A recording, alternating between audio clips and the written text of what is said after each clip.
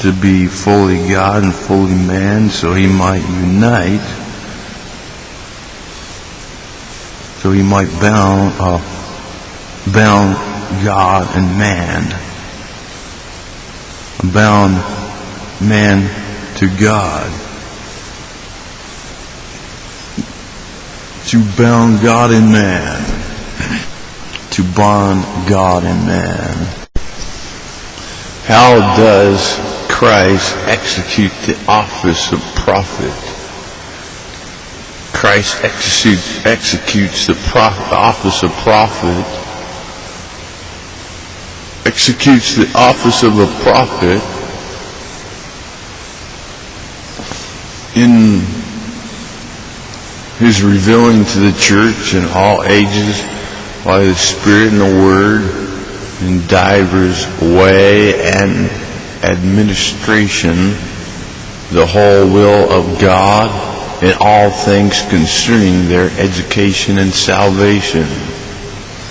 How does Christ execute the office of priest? Christ executes the office of priest in his once offering himself a sacrifice without spot to God, to be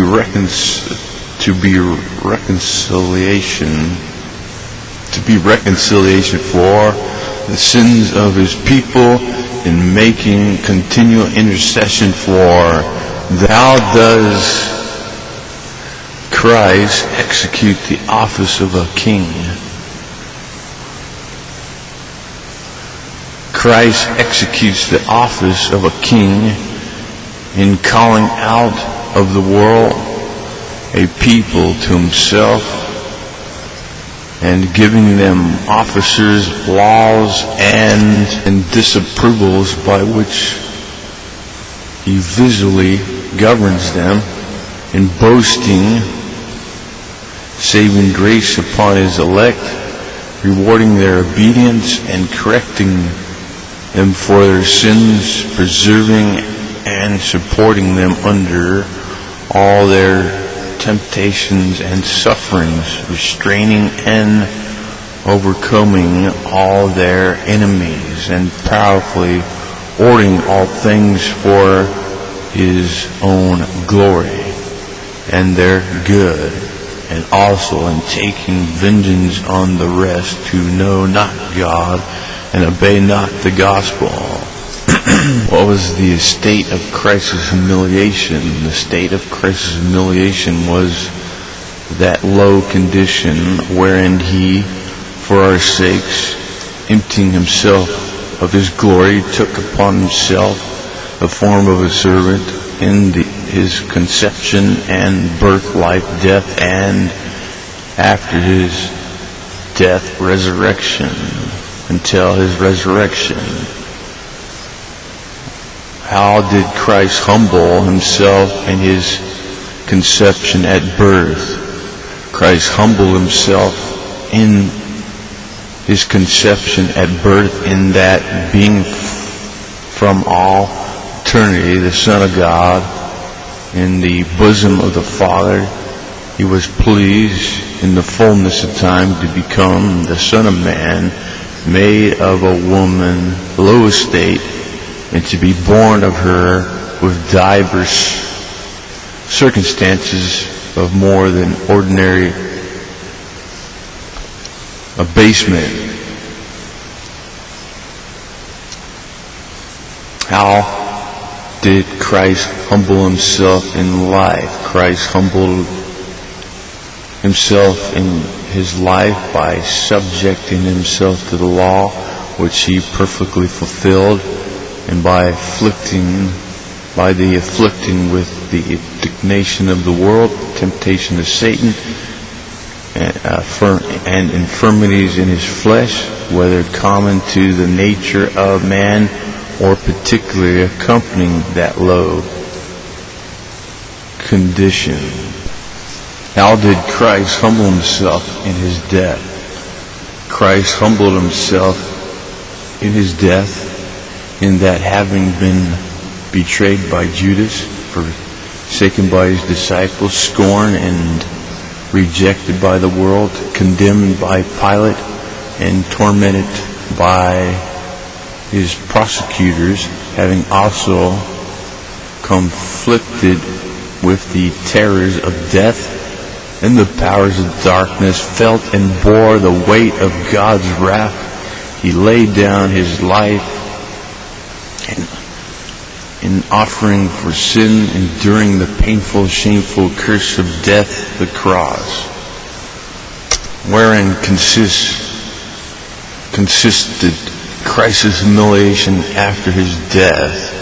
Christ's humiliation after his death consists in his being buried and continuing in the state of death under the power of death till the third day, which have been otherwise expressed in these words.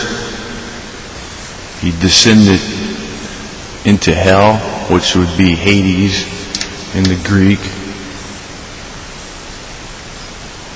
to basically preach to the people in paradise and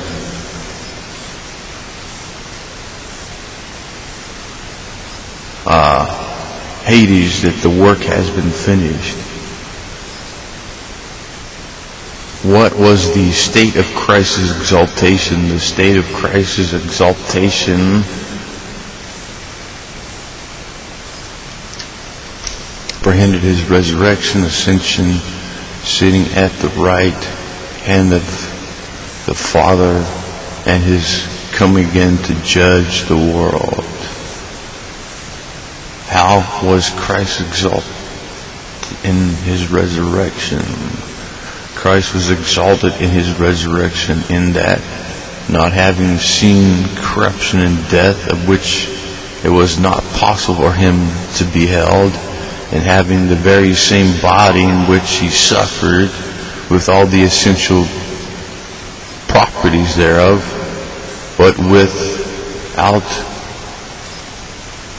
mortality and other common infirmities belonging to this life, really united to his soul. He rose again from the dead the third day by his power, whereby he declared himself to be the Son of God, to have satisfied divine justice, to have vanquished death and him that had the power of it, and to be Lord of the quick and dead, and all which he did as a public person, the head of his church, for their justification, quickening in grace, poured against enemies, and to assure them of their resurrection from the dead at the last, the return of Christ. How was Christ exalted in his ascension? Christ was exalted in his ascension in that, having after his resurrection often appeared unto and conversed with the apostles, speaking to them of the things pertaining to the kingdom of God, giving them commission to preach the gospel to all nations. 40 days after his resurrection, he, in our nature and as our head, triumphing over the enemy, visually went up into the highest heaven, transcending time and space, there to receive gifts from men, to rise up our affections, direction, and to prepare a place for us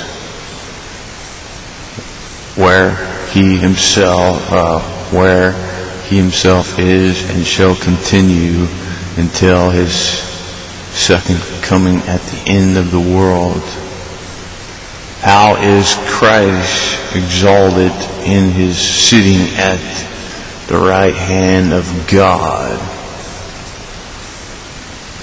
Christ is exalted in is sitting at the right hand of God, in that as God-man he is advanced to the highest favor with God the Father, with all fullness of joy, glory, power over all things in heaven and earth, and does gather and defend his church and subdue their enemies, furnishes his ministers and people with gifts and grace, and makes intercession for them.